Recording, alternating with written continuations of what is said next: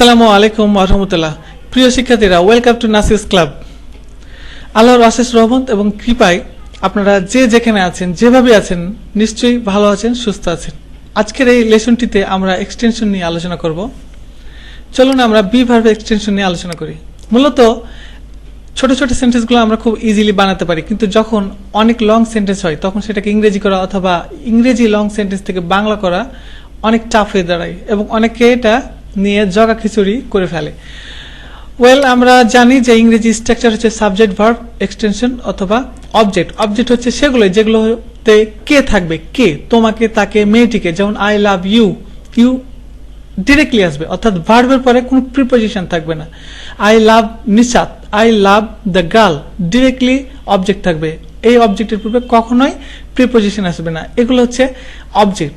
Object আবার দুইটা রকমের, দেখুন, ডিরেক্ট অবজেক্ট, ইনডিরেক্ট অবজেক্ট। এটা নিয়ে আজকে আলোচনা করছি না, এটা নিয়ে ভিন্ন একটি ভিডিও রয়েছে, সেটা আপনারা দেখতে পারেন। আমরা আলোচনা করবো এক্সটেনশন নিয়ে।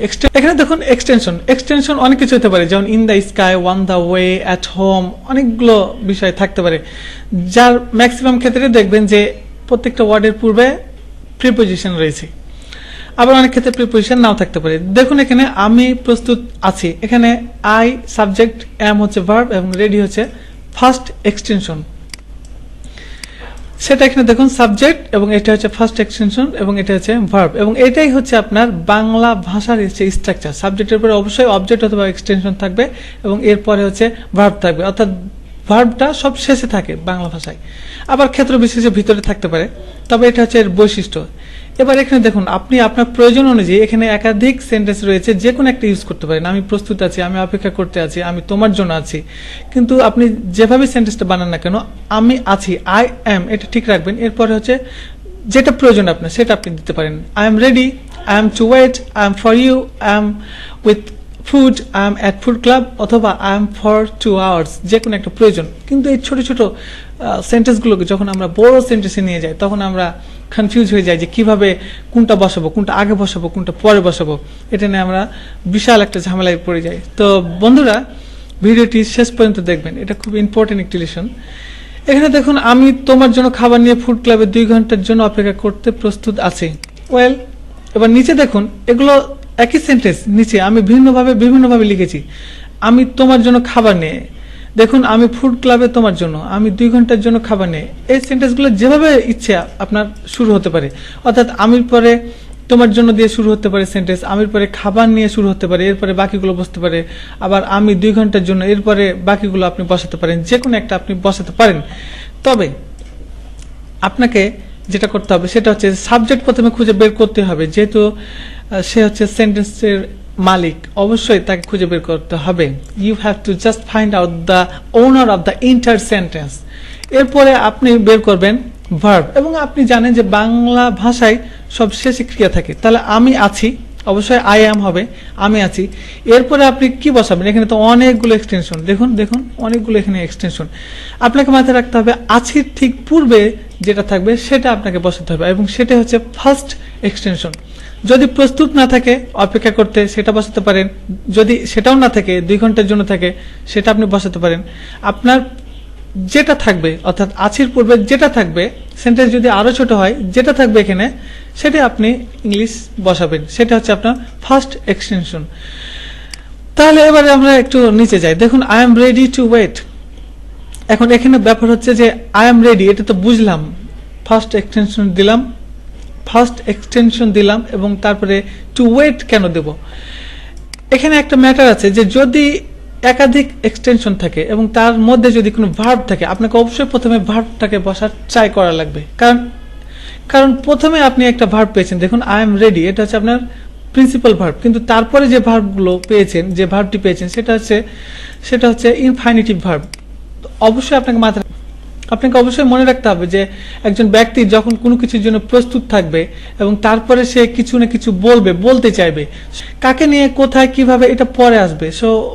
সে কিছু বলতে চাচ্ছে, এই ক্রিয়াটাকে আমরা প্রথমে বসানোর চেষ্টা করবো। এটা হচ্ছে একটা স্ট্যান্ডার্ড স্টাইল বসানোর। I am ready to wait, এটা প্রথমে আপনি বসাবেন, যেহেতু এখানে ভার্ব আছে। যদি ভার্ব না থাকতো আপনি বসাতেন না, I am ready for you আপনি দিয়ে শুরু করতে পারতেন। যেহেতু ভার্ব আছে অবশ্যই আমরা কাছাকাছি এখানে বসাবো। যদি এবার নিচে সেন্টেন্সগুলোতে দেখুন I am ready for you, আপনি স্টার্ট করতে পারেন। এখানে আবার দেখুন I am ready for you to wait, হ্যাঁ এভাবে স্টার্ট করতে পারেন। কিন্তু আমরা একটা স্ট্যান্ডার্ড সেন্টেন্স বানাবো, যার কারণে I am ready to wait অবশ্যই ইনফিনিটিভ ভার্বগুলোকে কাছাকাছি নিয়ে আসবো এবং ওয়েট করবেন কার জন্য? For you. অবশ্যই আপনাকে টার্গেটে রাখতে হবে যে কারো না কারোর জন্য তো ওয়েট করবো, তাহলে আমি ফর ইউ বসাবো।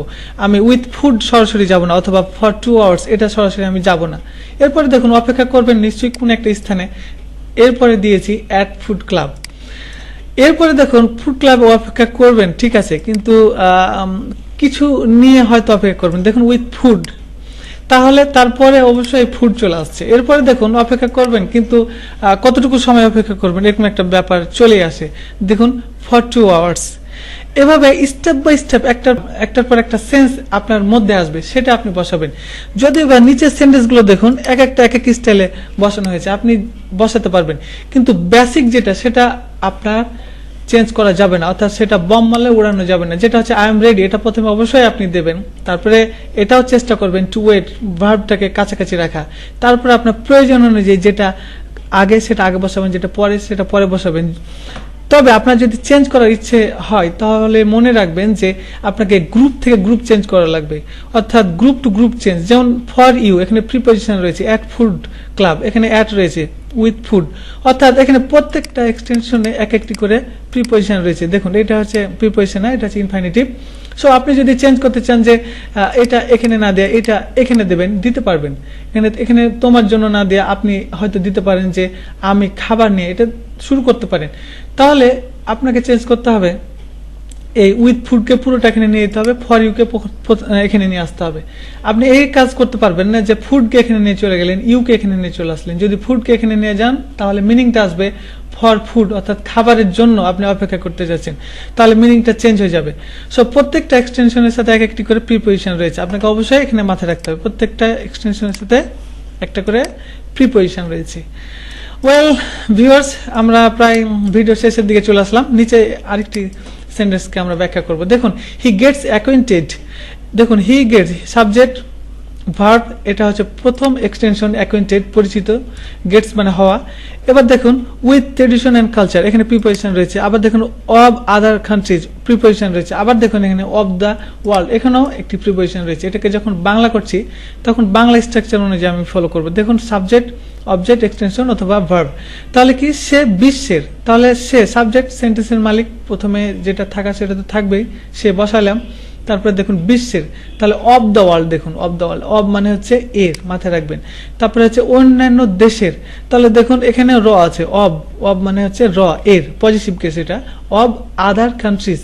এরপর দেখুন ঐতিহ্য ও সংস্কৃতির সাথে, তাহলে কি রয়েছে? উইথ রয়েছে, তাহলে with the tradition and culture, তাহলে প্রত্যেকটার সাথে একটা করে প্রিপোজিশন রয়েছে। এবং তারপরে দেখুন প্রথম এক্সটেনশনটা অ্যাকোয়েন্টেড মানে পরিচিত, এবং তারপরে দেখুন ভার্ব।